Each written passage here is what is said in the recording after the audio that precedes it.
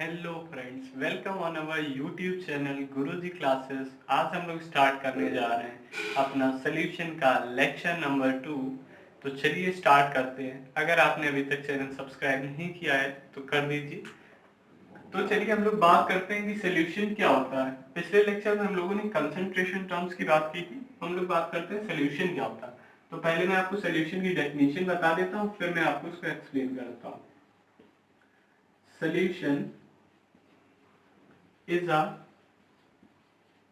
homogeneous mixture of two or more substance which lose their individual identity and cannot be separated by simple methods। ठीक है, तो ये हो गई solution की डेफिनेशन। आप समझते हैं इसका मतलब क्या है। Solution is a homogeneous mixture. मतलब सोल्यूशन एक होमोजीनियस मिक्सचर का मतलब है कि जो भी सोल्यूशन होगा उसमें जो प्रॉपर्टीज होंगी वो यूनिफॉर्म होंगी। समझ रहे हैं, कोई भी प्रॉपर्टी हो, कोई भी सोल्यूशन की कोई भी प्रॉपर्टी हो वो यूनिफॉर्म होगी उस सोल्यूशन में। होमोजीनियस का मतलब ये, ठीक है। होमोजीनियस मिक्सचर ऑफ टू और मोर सब्सटेंस, मतलब दो सब्सटेंस हो या उससे ज्यादा हो, वो क्या करेंगे, विच लूज देयर इंडिविजुअल आइडेंटिटी, वो अपनी इंडिविजुअल आइडेंटिटी खो देंगे। मतलब दो तीन सल्यूट आए, सॉल्वेंट से मिलकर सोल्यूशन बना रहे हैं, तो जो दो तीन सल्यूट आए उन्होंने अपनी इंडिविजुअल आइडेंटिटी खो दी जब वो सॉल्वेंट से मिले जाके, और फिर जब वो मिल जाएंगे एक न्यू आइडेंटिटी बन जाएगी उनसे, तो फिर हम उनको सेपरेट नहीं कर सकते एक सिंपल मेथड से। इसी सब प्रोसेस को हम लोग सोल्यूशन कहते हैं। ठीक, समझ में आ गया आपको। अब देखिए सोल्यूशन के क्या होते हैं, दो पार्ट्स होते हैं। एक होता है सॉल्यूट, एक होता है सॉल्वेंट। सॉल्यूट क्या होता है, जो लेस क्वांटिटी में प्रेजेंट हो वो सॉल्यूट होता है, जो लार्ज क्वांटिटी में प्रेजेंट हो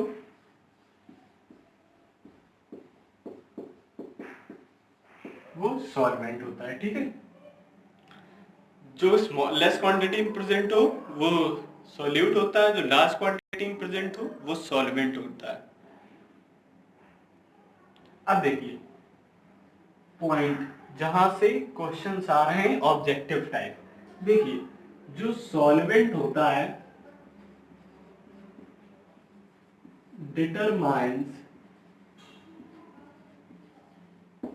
the nature of the solution. ये क्वेश्चन आ जाता है, which who determine the nature of the solution, either solute, solvent और बोथ और नन ऑफ दीज। तो कौन सा सॉल्वेंट। अब आप इसे समझ भी सकते हैं कि सॉल्वेंट लार्ज क्वांटिटी में प्रेजेंट है, उसका जैसा नेचर होगा वैसा ही सॉल्यूशन का नेचर होगा। आप लोग ये बात को समझ सकते हैं, बट ये तब भी मैंने आपको लिखा दिया ताकि आप समझ जाएं उससे। ठीक है, चलिए आप इसको नोट करिए, फिर हम लोग अपने नेक्स्ट टॉपिक की ओर बढ़ते हैं।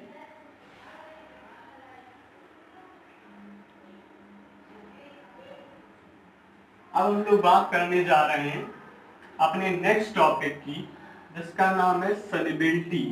सॉल्युबिलिटी जिसके ऊपर ये लेक्चर बनाया है मैंने बेसिकली। तो चलिए हम लोग स्टार्ट करते हैं। सॉल्युबिलिटी क्या है, तो हम लोग बात करेंगे सॉल्युबिलिटी। तो पहले मैं आप लोगों को समझा देता हूं कि सॉल्युबिलिटी क्या है। देखो पहले डेफिनेशन लिख लेते हैं हम लोग। solubility of a substance is the maximum amount that can be dissolved in a temperature, in a specific temperature.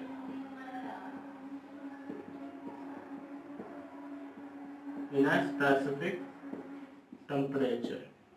बात समझ में आ रही है आपको इससे कुछ? देखो, मतलब सोल्यूशन है, उसमें कुछ मिला रहे हैं। सॉल्युबिलिटी ऑफ अ सब्सटेंस मतलब किसी भी टेम्परेचर पे कोई भी चीज कितनी ज्यादा डिसॉल्व हो सकती है, उसी को सॉल्युबिलिटी कहते हैं। क्या? फिर से ध्यान दीजिएगा, किसी भी एक स्पेसिफिक टेम्परेचर पर कोई भी चीज कितनी डिसॉल्व हो सकती है, कितनी ज्यादा डिसॉल्व हो सकती है, उसी चीज को हम लोग सॉल्युबिलिटी कहते हैं। फिर से आप लोग मेरे साथ दोहराएंगे कि किसी भी एक स्पेसिफिक टेम्परेचर पर कोई भी चीज कितनी ज्यादा डिसॉल्व हो सकती है, उसी को हम लोग सॉल्युबिलिटी कहते हैं। समझ में आया? ठीक है। अब हम लोग बात करते हैं कि ये किस किस फैक्टर्स पे डिपेंड करती है। फैक्टर्स आ गए, सॉल्युबिलिटी कौन कौन से फैक्टर में डिपेंड करती है। ये सब बोर्ड की यार अच्छे क्वेश्चन है, एक एक दो दो नंबर पे आ जाते हैं। सॉल्युबिलिटी डिफाइन करो, नेचर ऑफ फैक्टर डिफाइन करो। देखो, फैक्टर्स होते हैं नेचर ऑफ सॉल्यूट, दूसरा होता है नेचर ऑफ सॉल्वेंट, ठीक है। तीसरा फैक्टर होता है टेम्परेचर, तीसरा फैक्टर टेम्परेचर, और चौथा फैक्टर प्रेशर। ठीक है, मतलब पहले मैंने आपको सॉल्युबिलिटी की डेफिनेशन बताई, फिर मैंने आपको ये बताया कि फैक्टर्स कौन कौन से हैं जिसपे सॉल्युबिलिटी डिपेंड कर रही है। ठीक है,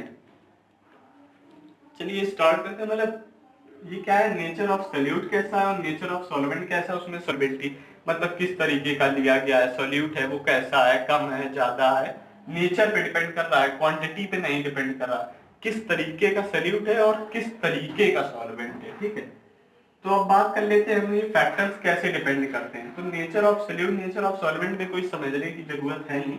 अब बात करते हैं टेम्परेचर और प्रेशर की। ठीक है, कि टेम्परेचर और प्रेशर सॉल्युबिलिटी में कैसे डिपेंड करता है। तो पहले प्रेशर की बात कर लेते हैं हम लोग। प्रेशर, भाई तुम कॉपी में नोट्स में डाल लो ये चीज जो मैं बताने जा रहा हूं, कि प्रेशर अगर आप बढ़ाएंगे तो सॉल्युबिलिटी बढ़ेगी। अरे भैया ये नोट्स में डाल लो, एक नंबर पक्का कर लो बोर्ड का। ये एनसीईआरटी की लाइन है, ये एनसीईआरटी की लाइन है, बहुत बार पूछा गया, एक नंबर पक्का कर लीजिए। प्रेशर बढ़ाएंगे सॉल्युबिलिटी बढ़ेगी, कोई भी केस हो, कैसा भी केस हो, कैसा भी सोल्यूशन हो, ये हमेशा के लिए ट्रू है, इस बात को ध्यान दीजिए आप। अब बात करते हैं टेम्परेचर। अब टेम्परेचर में बन जाएंगे भाई साहब दो केस। टेम्परेचर में क्या होगा, एक होगी एंडोथर्मिक रिएक्शन,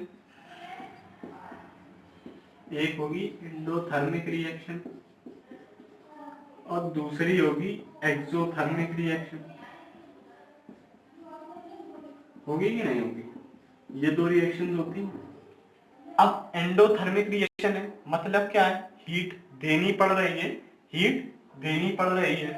ठीक है, एंडोथर्मिक रिएक्शन है।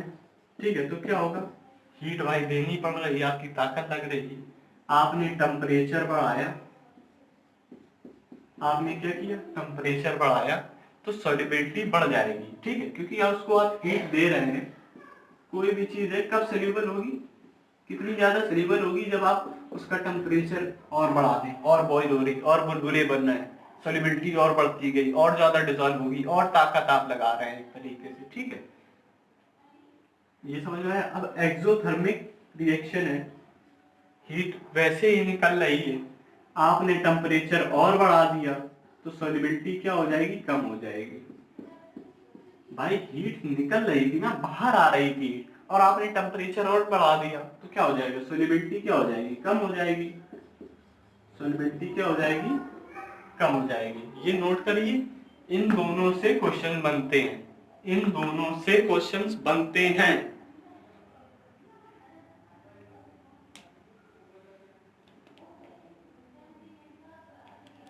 चलिए अब हम लोग स्टार्ट करते हैं अपना नेक्स्ट टॉपिक, जो कि बोर्ड का काफी ज्यादा फेवरेट है।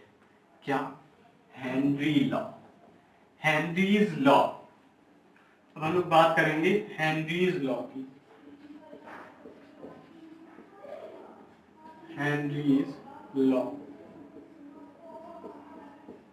क्या होता है, ये हेनरी लॉ? एक नए साइंटिस्ट, 11th में तो इतने साइंटिस्ट पढ़े थे, इतने लॉ, अब 12th में भी पढ़ें क्या? देखिए पहले स्टेटमेंट इसका क्या है हेनरी लॉ का, लिख लीजिए, नोट्स में डाल लीजिए, क्योंकि काफी बार आ जाता है, सीबीएसई है, दे देता है। The partial pressure of the gas in vapor phase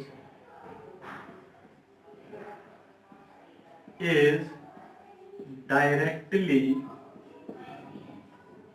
proportional to the mole fraction of the gas। ये स्टेटमेंट आप नोट करिए कि इसका क्या मतलब है, और समझिए। मैं मार्कर को थोड़ी सी इंक पिला दूं।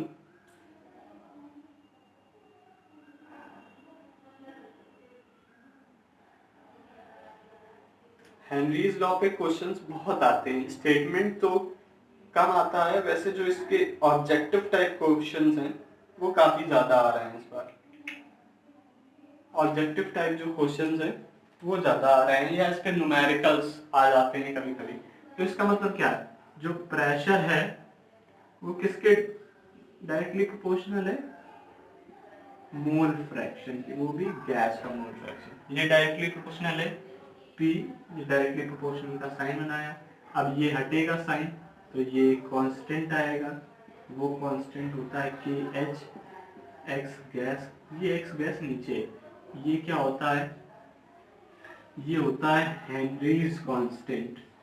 ये क्या होता है, हेनरीज कांस्टेंट।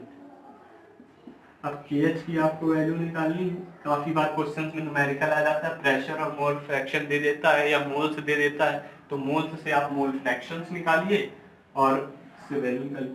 तो यहाँ पे क्या होगा, ये प्रेशर, वो भी कौन सा, पार्शियल प्रेशर है, ध्यान में रखिएगा, और ये हो गया एक्स गैस का मोल फ्रैक्शन। तो ये फॉर्मूला आप याद रखिए या ये याद रखिए, इन दोनों पे बेसिकली सिंपल सिंपल क्वेश्चंस आते हैं बोर्ड में। ये वैल्यू देगा, ये दे, या ये गायब कर दे, एक वैल्यू देगा। और कभी कभी मोल फ्रैक्शन में आपको मोल फ्रैक्शन निकालना मैंने पहले वीडियो में बताया है, तो आप देख लीजिए, मोल्स दे देगा आपको, मोल फ्रैक्शन नहीं देगा इनडायरेक्टली। तो ये आप स्टेटमेंट नोट करिए और ये नोट करिए, फिर हम लोग आगे बात करते हैं। ये एक्स गैस इंटीग्रल होता है, ठीक है।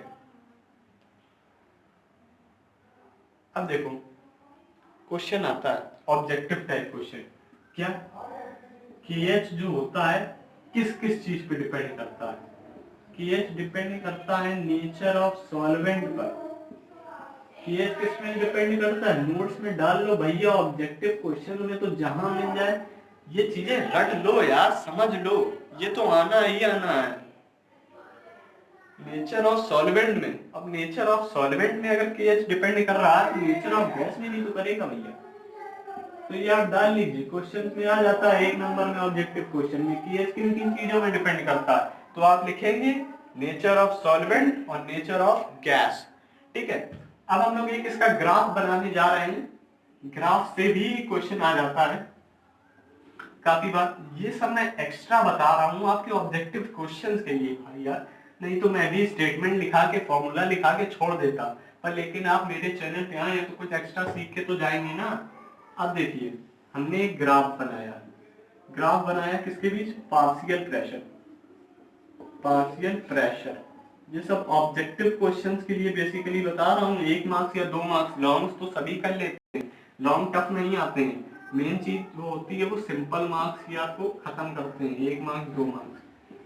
मोल फ्रैक्शन ये सब 1 मार्क्स 2 मार्क्स आपके कवर हो रहे हैं एक टॉपिक से। कोई भी ऐसा क्वेश्चन या ऐसा कोई पॉइंट मैंने इस लेक्चर में नहीं छोड़ा है इस टॉपिक से। अब ठीक है, अब क्वेश्चन आ जाता है कि जो स्लोप होती है पार्शियल प्रेशर और मोल फ्रैक्शन की वो क्या देती है। फिर से सुनिए क्वेश्चन, स्लोप पार्शियल प्रेशर और मोल फ्रैक्शन की क्या वैल्यू देती है। तो आप ध्यान रखिएगा, इसको नोट्स में डाल लीजिए, KH होती है। स्लोप पार्शियल प्रेशर और मोल फ्रैक्शन की क्या होती है, KH।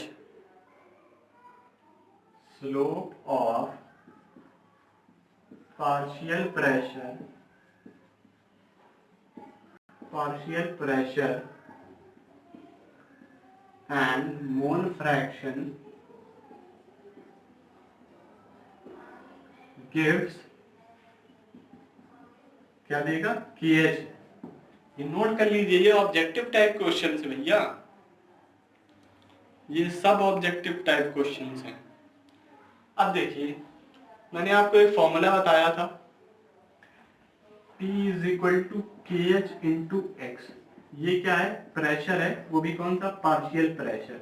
और मैंने उससे पहले आपको एक पॉइंट भी बताया था कि प्रेशर बढ़ेगा, कोई भी केस हो, कैसा भी केस हो, सॉल्युबिलिटी बढ़ेगी, ठीक है, क्या, सॉल्युबिलिटी बढ़ेगी। अब इससे कभी कभी क्वेश्चन आ जाता है कि इसको ऐसे लिखते हैं, देखिए इसको क्या कर दिया, P/ ये पार्शियल प्रेशर, यहाँ X गैस हो गया और ये KH हो गया। अब कह रहा है कि KH की वैल्यू घट रही है, ठीक है, KH की वैल्यू घट रही है तो सॉल्युबिलिटी पे क्या इफेक्ट पड़ेगा। अब इसमें तो सॉल्युबिलिटी है ही नहीं। अरे भैया समझिए, मैंने आपको क्या बताया था, KH की वैल्यू घटेगी यानी पार्शियल प्रेशर की भी वैल्यू घटेगी। और प्रेशर मैंने वहां किससे रिलेटेड बताया था कि प्रेशर बढ़ेगा तो सॉल्युबिलिटी बढ़ेगी, और अगर प्रेशर घटेगा तो सॉल्युबिलिटी घटेगी। बस क्वेश्चन हो गया, 2 नंबर आपके फिक्स हो गए। क्या, KH की वैल्यू घटी तो प्रेशर की वैल्यू भी घटी, और प्रेशर घटा तो सॉल्युबिलिटी घटी, ठीक है। और यही हो जाता है, KH बढ़ता तो प्रेशर बढ़ता, प्रेशर बढ़ता तो सॉल्युबिलिटी बढ़ती। ये सब चीजें ध्यान में रखिए आप। और देखिए ये सब objective type 1 marks 2 marks question है। एक और आपको अच्छा सा क्वेश्चन हम लोग लाते हैं जो काफी बार पूछा जाता है या अब पूछा जाएगा, क्योंकि अभी तो पिछले साल से ही ऑब्जेक्टिव आते थे, एक ही साल आया, इस साल आपको। और देखिए एक और ऑब्जेक्टिव क्वेश्चन, KH किसका फंक्शन होता है, KH किसका फंक्शन होता है, Henry constant. KH is a function of nature of gas. भैया आप मेरे स्टार्टिंग का वीडियो देखिए या ना देखिए, लास्ट में जरूर देखिए, क्योंकि मैं स्टार्टिंग में बेसिक लेके आया हूं, फिर मैंने सारे ऑब्जेक्टिव क्वेश्चंस 1 मार्क्स और 2 मार्क्स के सब लिए भैया लपेटे में अपने। देखिए ये इससे पहले कितने बता चुका। ये यार बहुत इंपॉर्टेंट है आपके लिए, मैं बहुत मेहनत कर रहा हूँ, ठीक है। अब एक क्वेश्चन और आ जाता है, एनसीईआरटी में दिया रहता है, मैं आपको ऐसे वर्बली बता देता हूँ कि जो एक्वेटिक स्पीसीज होती हैं वो ठंडे पानी में रहना पसंद करती हैं। तो इसका भी एक ही वही सेम रीजन है कि जो सॉल्युबिलिटी होती है वो गैसेस की इंक्रीज करती है टेम्परेचर डिक्रीज करने में। ये मैंने आपको बताया था पिछले, अगर आप भूल गए तो फिर से रिमाइंड करके देखिए, ठीक है। जो सॉल्युबिलिटी होती है वो गैसेस की इंक्रीज करती है, टेम्परेचर डिक्रीज करती है जैसे ही टेम्परेचर डिक्रीज होता है, ठीक है। अरे लिख दूं, कंफ्यूज हो रहा है। सॉल्युबिलिटी बताया है, भूल जाते, क्या करें। Solubility of a gas increase with decrease in temperature. ये भैया नोट कर लो यार, कितनी बार बताऊं मैं तुमको, ये चीज नोट कर लो, प्रेशर वाला और ये सब नोट कर लो। ये सब यार क्यों परेशान कर रहे हो तुम लोग, ठीक है, ये सब नोट कर लो। तो चलिए अब ये सब ऑब्जेक्टिव क्वेश्चंस हो गए, अब थोड़े एक दो ऑब्जेक्टिव क्वेश्चंस और हो जाए। Objective questions, application of Henry law. मैं इसको ज्यादा वो नहीं ले रहा हूँ, बट इसके मैं कंक्लूजन निकाल के लाया हूँ एप्लीकेशन ऑफ हेनरी लॉ का। एनसीईआरटी में जाइए, आप पढ़िए, पूरा डिस्क्राइब है आधे पन्ने में, उससे हम लोगों को कोई मतलब नहीं। हमको मतलब है क्वेश्चन कहाँ से आएगा, क्वेश्चन बनेगा कहाँ से, हमें उससे मतलब है। तुम कुछ लिखो, हमें नहीं पता। देखिए पहला एप्लीकेशन है कि जो CO2 होती है उसकी सॉल्युबिलिटी बढ़ाने के लिए हम लोग इसका हेनरी लॉ का यूज करते हैं। क्या? To increase the solubility of CO2 in soft drink and the water soda, उसके लिए हम लोग यूज करते हैं।